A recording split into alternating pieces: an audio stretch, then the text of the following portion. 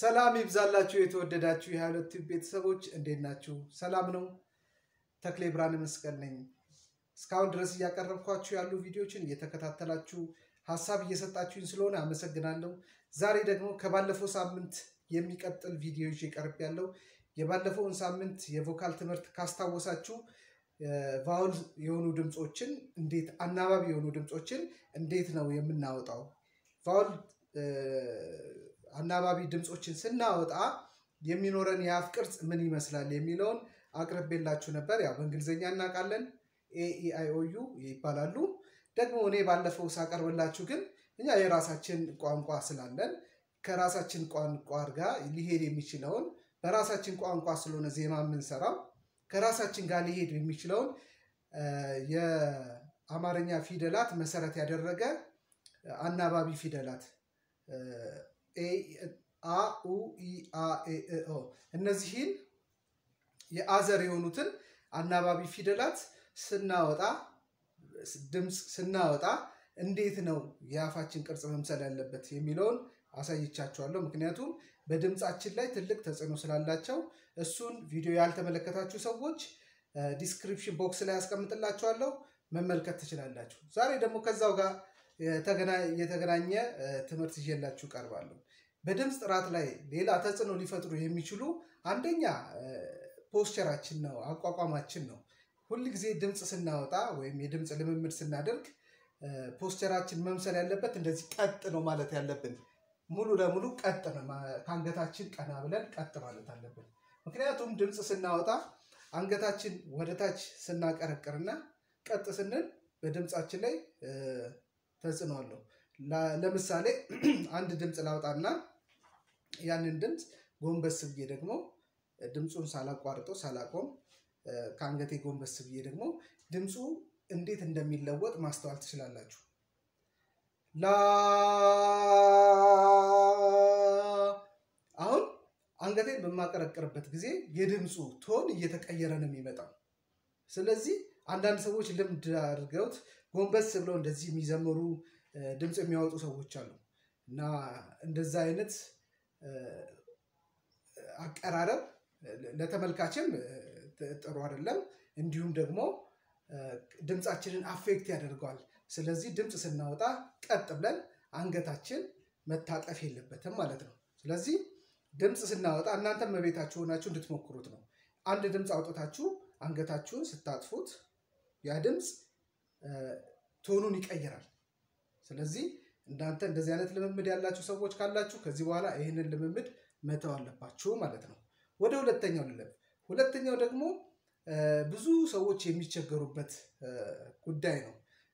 የአፍንጫ ድምጽ ይባላልና ብዙ ሰዎች ድምጽ ሲያወጡ ድምጻቸው በአፍንጫ ድምጽ ይዋጥና ያለውን ውበቱን ያጣል።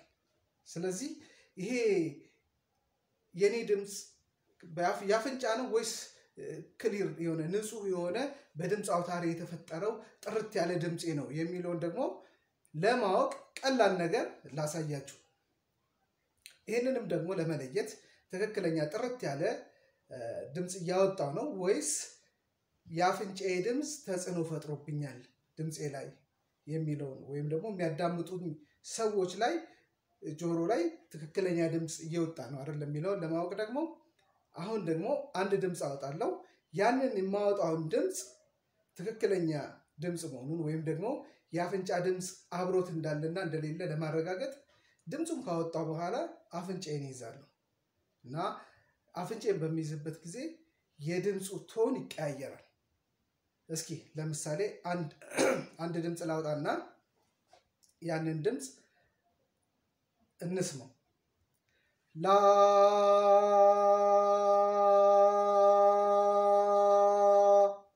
ሰማችሁት? ይሄ አሁን አፍንጫዬን በሚይዝበትም በመለቅበትም ጊዜ ምንም አይነት የቶን ለውጥ አያመጣም።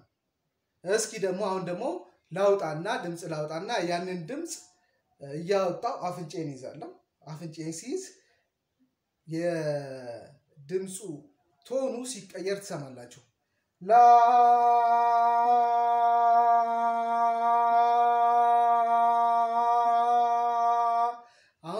ተቀየረ ስለዚህ እናንተም በቤታችሁ ሆናችሁ የምታወጡት ድምጽ ባፍንጫችሁ ድምጽ ውበቱንና ጥራቱን ቀንሷል አልቀነሰም የሚለውን ለማወቅ ያወጣችሁትን ድምጽ እየሰማችሁ አፍንጫችሁን ትይዛላችሁ አፍንጫችሁን ስትይዙ የድምጹ ቶን የሚቀያየር ከሆነ ያወጣችሁ ያላችሁት ድምጽ የአፍንጫ ድምጽ ነው ማለት ነው ናሳል ነው ማለት ነው አለበለዚያ ግን ጥርት ያለ ከሆነ ከጉሮሮአችሁ በዲያፍራማችሁ ገዛ በቮካል ኮርዳችሁ የተፈጠረው ያ ጥሩ ድምጽ ወደ ሰው ጆሮ በጥራት እየደረሰ ነው ማለት ነው ስለዚህ ይሄንን ልምምድ ተለማመዱትና እናንተ በየትኛው ምን አይነት ጥርት ያለ ድምጽ ነው ያወጣውት ያለው ወይስ የአፍንጫ ድምጽ ጎልቶ ይሰማብኛል ድምጽ ውስጥ የሚለውን ነገር እንድታዩት ፈልጋለሁ በሌላ ቪዲዮ ደግሞ ሌላ ከቮካል ጋር እንደዚህ ከድምጽ ጋር የተገናኙ ቪዲዮዎችን እጄ ቀርባለሁ ወደ ከዚህ በፊት የሰራኋቸው ብዙ ቪዲዮዎች አሉ እነሱን ደግሞ ተመልከቷቸው በጣም ጠቃሚ ትምህርት ታገኙባቸዋላችሁ ይሄንን ቪዲዮ የምትመለከቱ አዳዲስ የዩቲዩብ ቤተሰብ ያሉናችሁ አዳዲስ ሰዎች ሰብስክራይብ እንድታደርጉ የደወል ምልክቷን እንድትጫኑት እንዲሁም ደግሞ የዩቲዩብ ቤተሰብ የሆናችሁ እናንተ ደግሞ ይሄንን ቪዲዮ ለሰዎች እንድታጋሩ እናንተ እንድትጠቀማችሁበት ሌሎች ሰዎች እንዲጠቀሙበት እኔንም ደግሞ እንድታበረታቱኝ ይፈልጋለሁ ሐሳብና ኮሜንት ማለት ማንኛውንም ለኔ የእናንተ ሐሳብ ማንኛውም ሐሳብ ለኔ ስለሚጠቅመኝ ግብአት ስለሚሆነኝ ሐሳባችሁን ደግሞ በኮሜንት ቦታ ላይ እንድታስቀምጡ ላበረታታችሁ ፈልጋለሁ ስላያችሁ ስለተመለከታችሁ አመሰግናለሁ ቻው